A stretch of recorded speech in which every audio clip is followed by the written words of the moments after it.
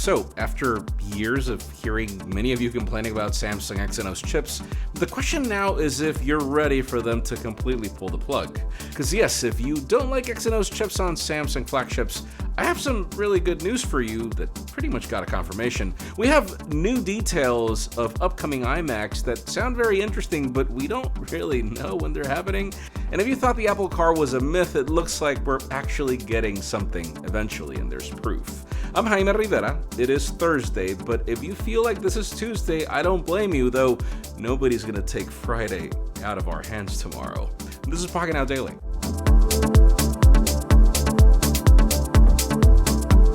The official news today begin with OnePlus, as yesterday the company shared new details about one of their upcoming phones, or should I say two. So the OnePlus 10T will be launched on August 10th, but on the same day the company will also announce the Ace Pro in China, which sounds like the same phone with some different branding. Previously, the company confirmed that the Ace Pro will arrive with the Snapdragon 8 Plus Gen 1, again, same specs as the 10T. However, earlier today, they confirmed that the China-exclusive model will come with 16 gigs of LPDDR5 RAM. Yes, 16, this would be the first OnePlus device to have that amount of RAM, and it is also confirmed that the Ace Pro will come with UFS 3.1 storage, 120Hz screen, and it will be running ColorOS instead of OxygenOS, which is another thing exclusive to Chinese phones. There are still several specifications that need confirmation, but we should expect more official information leading up to both devices on August 3rd, though I will tell you this, I like the fact that they're changing names to avoid confusion.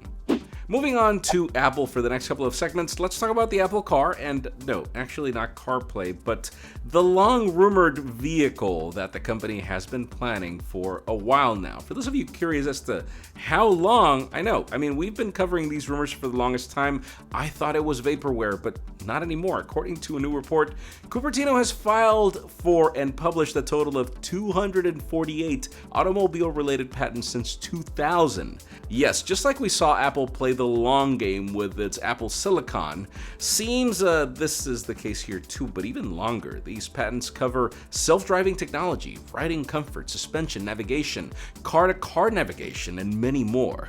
The rumors first surfaced back in 2014, and ever since then the number of patents per year has been growing, with a record of 66 applications in a single year. There are also numerous reports about Cupertino speaking with vehicle manufacturers and part suppliers for the past couple of years, but it's not clear who they plan to partner with. We've heard Hyundai, for example. What is clear is that Apple has very ambitious plans for its self-driving vehicle, with the aim of changing the car industry the same way that the company pretty much did for the smartphone industry, music industry, and hey, why not even the computer industry lately. There's still no word on the Apple Car, but trusted sources like Mark Gurman and Ming-Chi Kuo have suggested the company might release something in 2025.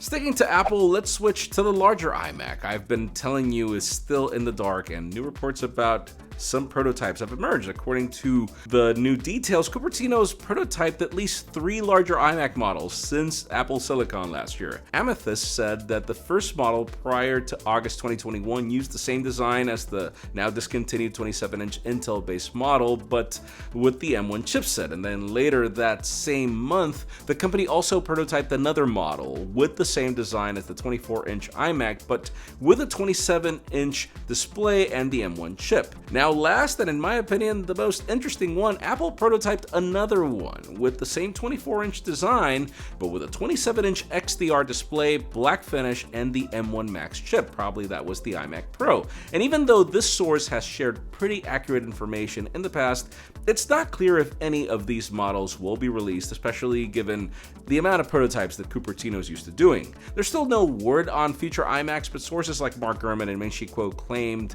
that we could, see the larger model in early 2023? We'll see. And finally, for the hottest news today, let's talk about Samsung and some previous rumors that were pretty much confirmed today.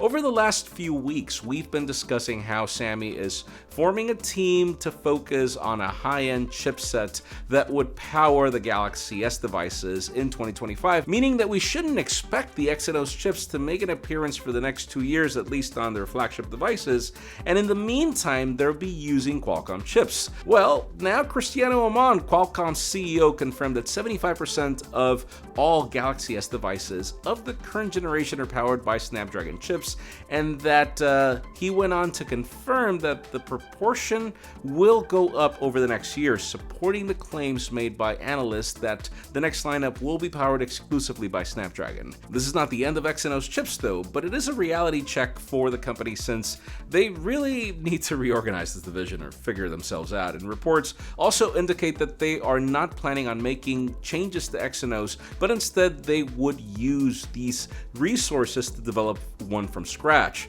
The Snapdragon 8 Gen 2 will be unveiled in November, most likely, with the first phones slated, I don't know, December, January, I don't know. But anyways, in today's question, let us know, would you be more confident in buying a Galaxy in your area if it was powered by a Snapdragon chip? Because honestly, it's come to the point where Snapdragon is undefeated. And then we've got MediaTek with its Dimensity chips, which bring unique attributes to flagship phones, and a lot of companies have been adopting them. So I don't know, I even find it crazy that Samsung has not been able to figure this out, considering that Apple didn't have to stall anything to figure their own chips out. But that's just me. Leave us a comment down below, we'd love to know your opinion.